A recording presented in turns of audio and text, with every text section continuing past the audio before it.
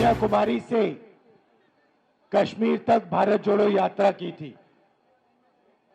4000 kilometre हम चले, हजारों लोग, लाखों लोग एक साथ मिलकर भारत जोड़ने के लिए समुंदर से हिमालय की बर्फ तक चले।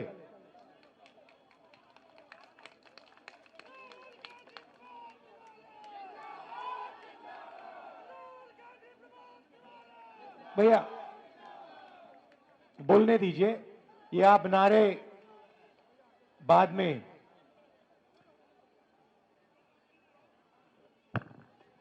देश में बीजेपी और आरएसएस नफरत और हिंसा फैला रही है। एक धर्म को दूसरे धर्म से लड़ाती है, एक जात को दूसरी जात से लड़ाती है और हिंसा देश में फैलाती है। 4000 किलोमीटर में मैंने हजारों युवाओं से, किसानों से, छोटे व्यापारियों से बात की। 7 घंटे हम चलते थे, 15 मिनट शाम को ऐसा भाषण होता था और लोगों ने मुझे सिर्फ 2-3 बात बोली। सबसे पहले, हर प्रदेश में बेरोजगारी, बेरोजगारी, बेरोजगारी, बेरोजगारी, जहां भी आप देखो बेरोजगारी दिखेगी। युवाओं से बात करो, कहते हैं राहुल जी 5-6 लाख रुपए, 10 लाख रुपए हमने प्राइवेट यूनिवर्सिटी और कॉलेजेस को दिया है। हमने सोचा था, ये झंडा हटाइए, हमने सोचा था कि ये जो हमने 5-6 लाख रुपए प्राइवेट कॉलेज और यूनिवर्सिटी में डाला, इससे हमें डिग्री मिलेगी और डिग्री से हमें रोजगार मिलेगा। हमने रोजगार पाने के लिए ये शिक्षा ली है। ये कॉलेज की degree, medical degree, legal degree, ये हमने ऐसे नहीं ली, हमने ये रोजगार पाने के लिए ली है। और 5-6 लाख, 10 लाख खर्च करने के बाद हमें पता लगता है कि प्राइवेट कॉलेज और यूनिवर्सिटी वालों ने हमारा पैसा ले लिया, एक कागज हमें पकड़ा दिया और हिंदुस्तान में उस कागज का कोई मतलब नहीं है, क्योंकि उस कागज से हमें रोजगार तो नहीं मिलता। दूसरों ने कहा राहुल जी हम पढ़ते हैं और फिर एग्जाम के दिन पेपर लीक हो जाते हैं और युवाओं के मोबाइल फोन पे हमें दिखते हैं, मोबाइल पे हमें दिखते हैं। मतलब हमने 6-7 लाख रुपए डाले, हमने मेहनत की और किसी चोर ने पेपर चुरा के 100% मार्क ले लिए।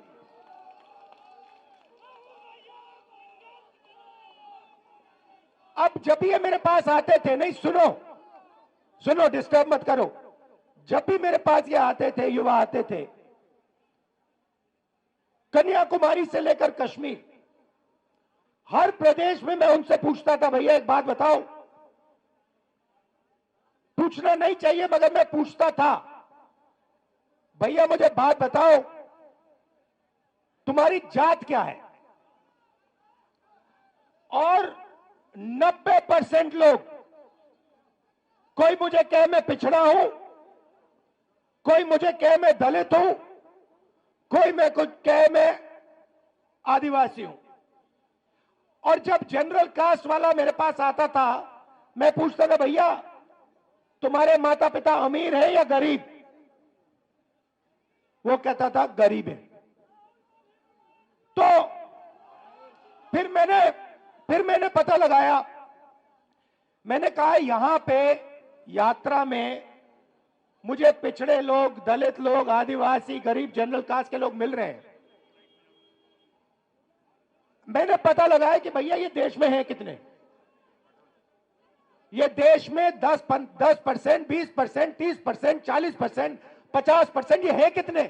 सड़क पे तो मुझे यही दिख रहे हैं और कोई दिख ही नहीं रहा।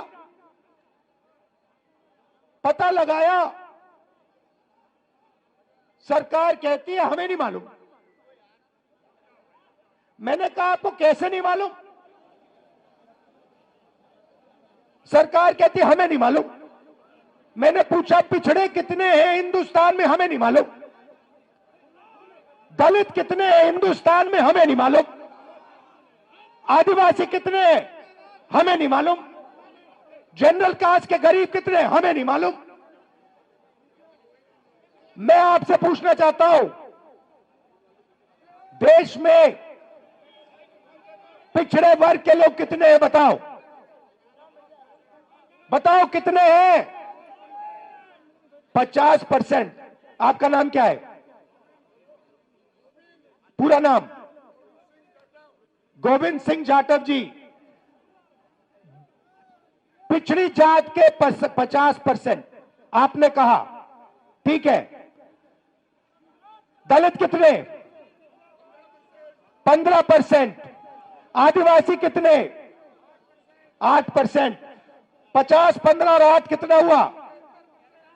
73%। 73% आबादी, 73% आबादी दलित, आदिवासी, पिछड़े। भैया शांत हो जाइए, डिस्टर्ब मत कीजिए। अब यहां मैं भीड़ में पूछना चाहता हूं, यहां पे पिछड़े लोग कितने? हाथ उठा के दिखाओ। ये देखो 50%। दलित कितने? हाथ उठा के दिखाओ। आदिवासी यहां कम है, ठीक है। अब मैं आपसे पूछना चाहता हूं, यहां पे मुझे भीड़ में पिछड़े और दलित तकरीबन 50-60% दिख रहे हैं, ठीक है। अब मैं आपसे पूछना चाहता हूं, हिंदुस्तान की सबसे बड़ी कंपनियों में मैंने मालिकों की लिस्ट निकाली है। 200 सबसे बड़ी कंपनियों की लिस्ट में दलित, आदिवासी, पिछड़े कितने? कितने? 60% नहीं है। मालिकों में मैंने लिस्ट निकाली है, 200 कंपनियों के मालिक में ना एक दलित, ना आदिवासी, ना पिछड़ा। फिर मैंने क्या किया? फिर मैंने कहा ठीक है भैया, ये देश के दलित हैं, आदिवासी हैं, पिछड़े हैं, ये मालिक नहीं बनना चाहते। तो मैंने पता लगाया मैनेजमेंट में कितने लोग हैं। सीनियर मैनेजमेंट में दलित, आदिवासी, पिछड़े 73% के कितने? बोलो बोलो। 0, एक नहीं है। तो जब आप प्राइवेट अस्पताल में जाते हो, यहां पे किसी का पैर टूटा? जब आप प्राइवेट अस्पताल में गए, आपने पैसा दिया? आपने प्राइवेट कॉलेज में पढ़ाई की? जब आपने प्राइवेट कॉलेज, यूनिवर्सिटी में आपने पैसा दिया, आपने किसको दिया? आपने ना दलित को दिया, ना आदिवासी को दिया, ना पिछड़े को दिया, और ना अपने जनरल कास्ट के गरीब व्यक्ति को दिया। मतलब आपकी जेब में से पैसा निकल रहा है और 2-3% लोगों के जेब में जा रहा है। उन 2-3% में ना गरीब जनरल कास्ट का कोई है, ना आदिवासी है, ना दलित है, ना पिछड़ा है।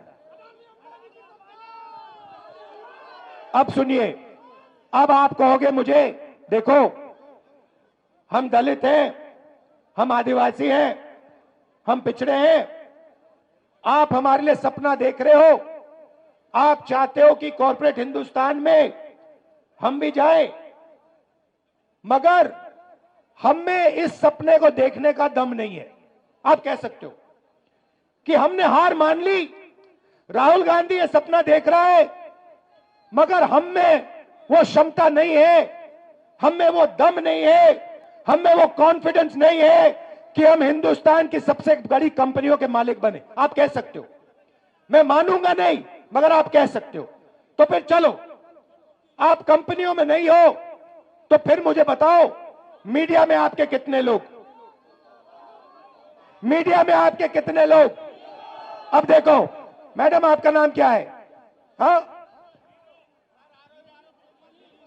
पूरा नाम? हाँ, नीति तनेजा जी हैं, मीडिया की हैं, ठीक है, ये न्यूज तक कंपनी है। आपका नाम क्या है? पूरा नाम क्या है? रक्षा जी, अभी वहां आऊंगा। अब देखिए, यहां पे माइक सेल फोन पकड़ी रक्षा यादव है, दिशा यादव, और ये दिशा यादव जो है, ये हिंदुस्तान की सबसे बड़ी मीडिया कंपनी की मालिक कभी नहीं बन सकती है, क्योंकि इसके नाम के पीछे यादव शब्द है। ये नहीं बन सकती है। ये कितना भी पसीना दे दे अपना, कितना भी खून दे दे अपना, ये पिछड़े वर्ग की है, ये हिंदुस्तान की मीडिया कंपनी की मालिक नहीं बन सकती है। ऐसे ही ये लड़की, ये दिन भर कैमरा लिए घूमेगी, 24 घंटा कैमरा लिए घूमेगी, मगर जो इसके मालिक इसे कहेंगे वो इसको दिखाना पड़ेगा। जो ये दिखाना चाहती है वो नहीं दिखाया जाएगा। क्यों? क्योंकि ये पिछड़े वर्ग की है। मीडिया में आपका कोई मालिक नहीं, सीनियर मैनेजमेंट में, बड़े पत्रकारों में आपका एक आदमी नहीं। अब मैं कहता हूं ठीक है, पिछड़े लोग के, दलित आदिवासी लोग मीडिया में भी नहीं जाना चाहते। चलो मीडिया छोड़ो, प्राइवेट अस्पताल छोड़ो, प्राइवेट यूनिवर्सिटी कॉलेज छोड़ो, मुझे हाई कोर्ट का बता दो। हाई कोर्ट में दलित आदिवासी पिछड़े कितने हैं बताओ? चुप हो गए, दम नहीं है आप में, आप सोए हुए हो। 650 हाई कोर्ट के जज हैं, 73% आप लोगों की आबादी है, 100 जज 73% के पास, और वो भी छोटे छोटे छोटे छोटे। चलो आप मुझे कहोगे हिंदुस्तान में 73% को ना कॉर्पोरेट हिंदुस्तान में जगह चाहिए, ना मीडिया में जगह चाहिए, ना कोर्ट्स में जगह चाहिए, तो फिर मैं आपसे कहता हूं ठीक है, बताओ हिंदुस्तान के ब्यूरोक्रेट्स में आपके कितने लोग? 90 लोग हिंदुस्तान की सरकार को चलाते हैं। ये नरेंद्र मोदी को वहां पे बैठा रखा है, ये हिंदुस्तान नहीं चलाता। नरेंद्र मोदी के पास 90 लोग बैठे हैं, समझे? बजट बढ़ता है तो ये 90 लोग डिसाइड करते हैं कहां पैसा जाएगा। आपके प्रधानमंत्री को इन चीजों के बारे में समझ नहीं है, उनको नहीं मालूम कि बजट कैसे बनता है, पैसा कहां कैसे जाता है। उनको भाषण देना जानते, वो भाषण देना जानते हैं, वो नफरत फैलाना जानते हैं, भाषण देना चाहते हैं, इसलिए उनको वहां बैठाया गया है। बैठाया किसने? अदानी ने, अंबानी ने, इन लोगों ने, ठीक है। अब सुनिए, 90 लोगों में से आपके बजट का एक एक रुपया ये 90 लोग बांटते हैं। डिफेंस में कितना जाएगा? अग्निवीर योजना होगी या नहीं होगी? नहीं नहीं भैया बोलो, जितना बोलना है आपको। नहीं होगी, कुछ फर्क नहीं पड़ता, कुछ फर्क नहीं पड़ता। आप में कुछ दम नहीं है, आप में कुछ दम नहीं है, बोलो जितना बोलना है, कुछ नहीं होगा। अरे भाई सुन लो, समझ लो, समझ लो, समझ लो, आपके दिमाग में बात बैठ नहीं रही है। आप जितना चिल्लाना चाहते हो चिल्ला लो, जितना आप कहना चाहते हो अग्निवीर नहीं होगा चिल्ला लो, कुछ फर्क नहीं पड़ने वाला। आप में दम नहीं है, आप में दम नहीं है। अग्निवीर होगा, अग्निवीर होगा। क्यों? क्योंकि अदानी चाहता है इसलिए अग्निवीर होगा, मोदी चाहता है इसलिए अग्निवीर होगा। कैसे? वो क्या दम नहीं है आप में? कैसे नहीं होने देगा? हो रहा है। आप चिल्लाते हो और कुछ नहीं करते, दम नहीं है आप में। 73% में दम नहीं है। सुलह रख, मैं बताऊंगा आपको रास्ता, मैं रास्ता बताऊंगा, मगर दम नहीं है तुम लोगों में। तुम लोग सोए हुए लोग हो। मैं खुल के तुम्हारे सामने बोल रहा हूं, तुम लोग सो गए हो। 73% हिंदुस्तान का जो बब्बर शेर है, जो इस देश को चलाता है, जो इस देश को आगे ले जाता है, वो सो गया है, डर गया है। ये देश की सच्चाई है। आप कहो जितना कहना है अग्निवीर नहीं होगा, अग्निवीर नहीं होगा, नहीं होगा। 73% में दम नहीं है। होगा। कैसे नहीं होगा? अदानी ने डिसाइड किया होगा, होगा। नरेंद्र मोदी ने डिसाइड किया होगा, होगा। 90 ब्यूरोक्रेट्स ने डिसाइड किया है, होगा, होगा। दम नहीं है तुम में।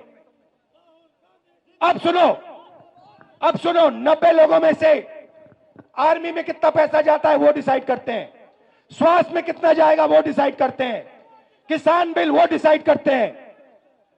90 में से आपका कितना? 90 में से दलित आदिवासी पिछड़ों की कितनी भागीदारी मुझे बताओ? 90 में से 3 ओबीसी, 3 दलित, 1 आदिवासी, 90 में से 7 आपके। और सुनो, पता कहां बैठे? बड़ी बड़ी मिनिस्ट्री में नहीं बैठे, डिफेंस मिनिस्ट्री में नहीं बैठे, फाइनेंस मिनिस्ट्री में नहीं बैठे। कहां बैठे? छोटे से कमरे में बैठे हैं पीछे। और उनको कहा जाता है तुम लोग चुप हो जाओ, ज्यादा बकवास मत करो, नहीं तो तुम्हारा एसीआर उड़ा दिया जाएगा। एसीआर समझते हो? नहीं समझते। एनुअल कॉन्फिडेंशियल रिपोर्ट, जिससे पिछड़े ब्यूरोक्रेट्स की, दलित ब्यूरोक्रेट्स की, आदिवासी ब्यूरोक्रेट्स की रोज हत्या होती है। एसीआर नाम समझ लो। समझे? चुप हो गए? समझे? अब सुनो, 90 में से आपके 3, आपकी आबादी 73%, 73%, 90 में से 3 आपके। आप जानते हो 100 रुपए में से अगर हिंदुस्तान की सरकार 100 रुपए खर्च करती है, आप जानते हो आपकी कितनी भागीदारी है? 73%। जानते हो? 100 में से 73% की भागीदारी 6 रुपए 10 पैसे। 100 रुपए का नोट दो मुझे, 100 रुपए का नोट दो मुझे। मैं ठीक से समझाऊंगा आज आपको, तो समझोगे। 100 रुपए का नोट दो। ये रहा 100 रुपए का। अब 6 पैसे की कोई चीज दो मुझे, 6 रुपए की चीज दो मुझे कोई। 6 रुपए निकालो जेब से। ये लो, ये लो 6 रुपए, ये लो, ये लो, ये लो, ये देखो, ये बजट में से 100 रुपए गए ना। अगर 100 रुपए बजट में खर्च हुए,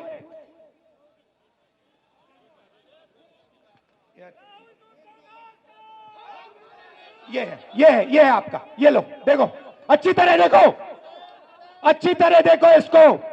ये है तुम्हारी भागीदारी। ये कम है, इसको तुम्हें उठा के फेंक देना चाहिए। 6 रुपए 10 पैसे की भागीदारी है तुम लोगों की। अन्याय है ये। हर रोज तुम्हारे साथ अन्याय हो रहा है। ये लो 100 रुपए। अच्छा अब सुनो, अब सुनो, राम मंदिर का आपने इनॉग्रेशन देखा? देखा? सबने देखा? मुझे बताओ, उसमें आपको अदानी दिखा? दिखा? उसका चेहरा देखा? अंबानी का चेहरा देखा? अमिताभ बच्चन का देखा? ऐश्वर्या राय का देखा? कोहली का देखा? किसी किसान का देखा? किसी मजदूर का देखा? किसी गरीब का देखा? हिंदुस्तान की राष्ट्रपति आदिवासी है। हिंदुस्तान की राष्ट्रपति आदिवासी है। उसका आपने राम मंदिर में चेहरा देखा? क्यों नहीं देखा? क्यों नहीं देखा? किसी दलित का आपने मंदिर में चेहरा देखा? किसी पिछड़े का आपने मंदिर में चेहरा देखा? तो फिर अब मैं आपको बताता हूं, आपने नरेंद्र मोदी का चेहरा देखा। आप कहोगे नरेंद्र मोदी पिछड़े वर्ग का आदमी है, और मैं आपको बताता हूं, नरेंद्र मोदी जब पैदा हुए गुजरात में वो जनरल कास्ट के आदमी थे। गुजरात में 2000 में उनकी जात, घाची जात को ओबीसी में डाला गया था। नरेंद्र मोदी ओबीसी नहीं है, नरेंद्र मोदी जनरल कास्ट के हैं, और नरेंद्र मोदी जनरल कास्ट के गरीब लोगों की भी देखभाल नहीं करते। तो यह मैं आपसे कहना चाहता था। मैं आपसे सिर्फ यह कह रहा हूं, आप अगर नहीं जगोगे, अगर आप अपना हक नहीं लोगे, भूखे मर जाओगे। आपके जो बच्चे हैं ना, मैंने देखा वाराणसी में, रात को मैंने देखा शराब पिए सड़क पे लेटे हुए थे। शराब पिए सड़क पे लेटे हुए थे। डिप्रेशन में है, जानते हैं कि भैया कुछ नहीं होने वाला यहां पे। अब सुनो, अब बात समझो। रास्ता आपने मुझसे पूछा, मैं आपको बताता हूं। सबसे पहले एक ही सवाल आपको अपने आप से पूछना है, ठीक है?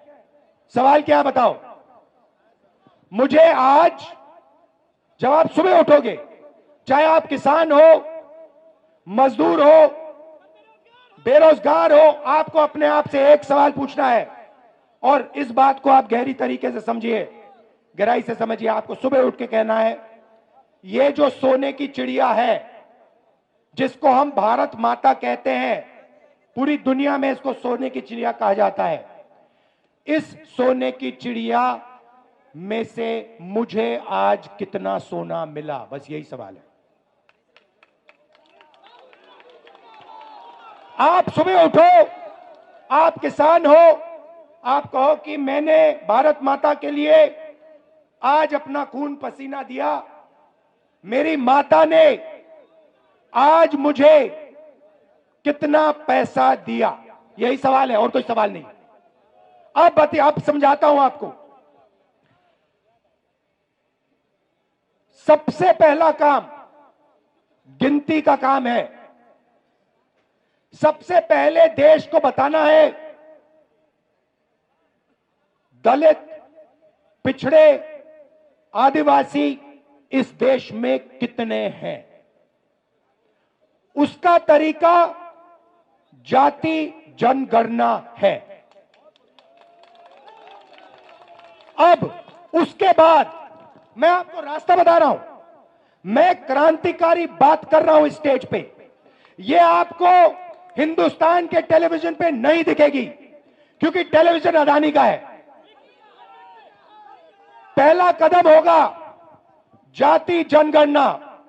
उसमें जनरल कास्ट के कितने गरीब हैं, बैकवर्ड कितने हैं, दलित कितने हैं, आदिवासी कितने हैं।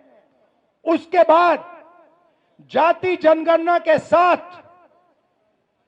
इकोनॉमिक, आर्थिक सर्वे।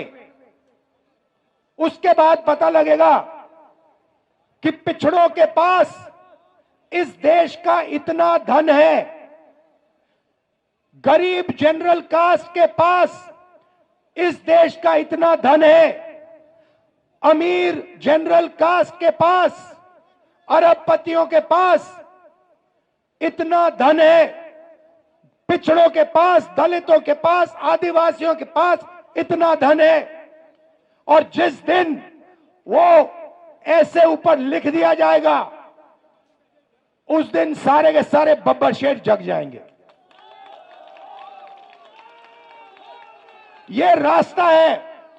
अब जब मैंने जाति जनगणना की बात की, गिनती की बात की, नरेंद्र मोदी जी स्टेज पे जाते हैं, भाषण देते हैं, ऐसे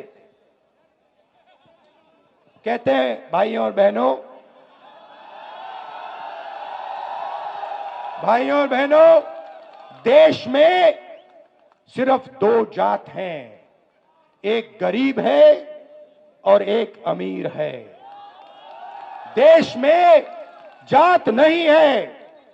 अरे भाई, अगर जात नहीं है तो तुम ओबीसी कैसे बन गए? जब जाति जनगणना का समय आया तो नरेंद्र मोदी ओबीसी शब्द को भूल गए। जब पैसे का सवाल आया तो नरेंद्र मोदी ओबीसी शब्द भूल गए, पिछड़ा शब्द भूल गए, कहते हैं दो ही जात है। नोटबंदी की, ये जो सब दुकानदार हैं, इनको बर्बाद कर दिया, किसानों को मार दिया, तब ओबीसी थे। जीएसटी लाए, पिछड़ों को मार दिया, तब ओबीसी थे।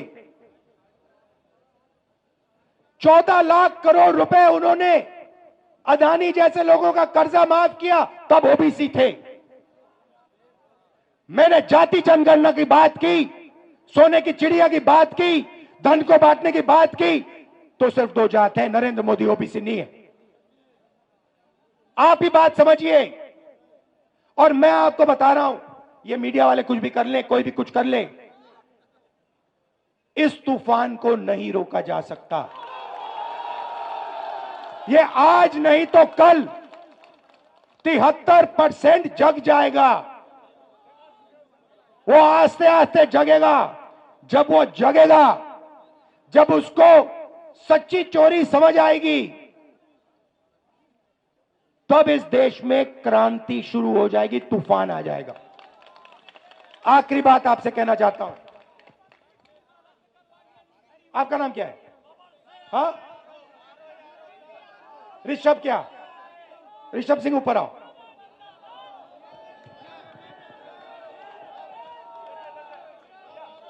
आओ, ऋषभ सिंह को ऊपर लाओ। अब मैं आपको हिंदुस्तान की राजनीति, ये पूरा का पूरा ड्रामा जो चल रहा है, 1 मिनट में समझाने जा रहा हूं। ये है ऋषभ सिंह, अच्छी तरह देखो इसको, ठीक है? अब मान लो मैं ऋषभ सिंह, हम सब ऋषभ सिंह का जेब काटने जाते हैं। मान लो ये तो सिक्योरिटी वाले हैं। मान लो यहां पे लोगों ने मन बना लिया इसकी जेब काटनी है। पहला काम क्या करेंगे? पहला काम कहेंगे, वो ऋषभ उधर देख, उधर देख, वो देख पाकिस्तान, उधर देख, ओए इधर देख, वो देख अमिताभ बच्चन, उधर देख, ओए वो देख ऐश्वर्या राय, ओए उधर देख, वो क्रिकेट। पहला काम ये है। फिर ऋषभ सिंह उधर देखेगा, उधर देखो, ये पीछे से बंदा आएगा, जेब काट लेगा, ठीक है? इसका नाम अदानी। वो जो ये कर रहा है उसका नाम मोदी। और तीसरा यहां पे एक बंदा खड़ा रहेगा, भैया एक मुझे एक डंडा देना जरा। हाँ ये दो, डंडा दो। और तीसरा यहां पे एक पीछे होगा, एक पीछे होगा, वो अदानी। एक मोदी कहेगा इधर उधर देखो। और ये तीसरा यहां पे डंडा लिए खड़ा होगा, ऐसे ऐसे ऐसे डंडा लिए खड़ा होगा। अगर किसी ने उल्टी सीधी बात की तो डंडा। Amit Shah, ED, CBI, income tax, police, ये सब। मैं काशी मंदिर गया, बात समझो आप। मैं काशी मंदिर गया, मैं शिव को मानता हूं। मैं काशी मंदिर गया, वहां पे पुलिस वालों ने क्या किया? वहां पे पुलिस वालों ने क्या किया? सारे मोबाइल फोन हटा दिए, सारे मोबाइल फोन हटा दिए। एक मोबाइल फोन अंदर नहीं आने दिया। क्यों? क्योंकि वो नहीं चाहते कि राहुल गांधी की शिव मंदिर के अंदर फोटो दिख जाए। उसके बाद वाराणसी में सारा का सारा सेलफोन का जो नेटवर्क है उसको डाउन कर दिया। लोग मतलब वीडियो ले रहे हैं, वो वीडियो ना फैलाएं। आप देख लेना, ये जो मैंने भाषण दिया ना, मीडिया में नहीं दिखेगा, आपको दिख नहीं सकता। ये सोशल मीडिया में फैलाओ आप, सोशल मीडिया में दिखेगा, मीडिया में नहीं दिखा। अच्छा, सोशल मीडिया को भी वो अमेरिका से कंट्रोल कर रखा है। तो ये मैं आज आपसे कहने आया था, मेरा काम 73% को हिंदुस्तान की सोने की चिड़िया का धन दिलवाने का है। धन्यवाद। और धन्यवाद ऋषभ जी, नमस्कार, जय हिंद। भारत जोड़ो, जोर से भारत जोड़ो, भारत जोड़ो, भारत जोड़ो। नफरत के बाजार में मोहब्बत की दुकान खोलो।